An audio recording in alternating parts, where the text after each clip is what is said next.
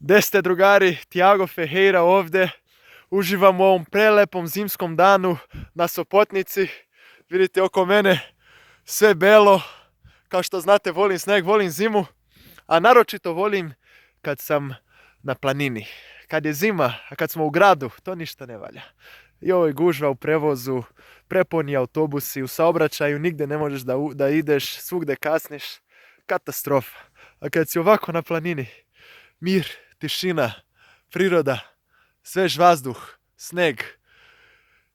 Zato bih iskoristio ovu priliku da vas pozovem da dočekate novu godinu sa mnom i ekipom Srbije za mlade.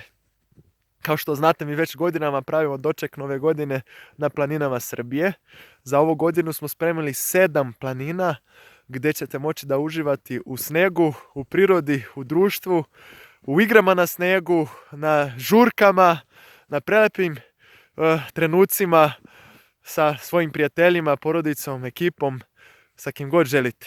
Pozivam vas da dođete na Taru, Goč, Zlatibor, Zlatar, Goliju, Staru planinu, 7 planina ukupno pravimo, bit će to show.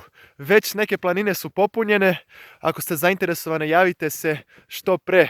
Ostavit ću kontakt u opisu ovog videa, a bit će to stvarno nezaboravno. Ja ću lično biti na Goliji, tako da ko želi da se druži sa mnom za doček nove godine, nek se javi na mail i na telefon koji ću da ostavim ovdje u opisu i vidimo se na nekoj od prelepih srpskih planina. Pogledajte ovo, ljudi, ovo je nešto najdivnije što sam vidio i nadam se da ćemo zajedno deliti neke trenutke na dočeku nove godine. Vidimo se na sljedećem videu, čao!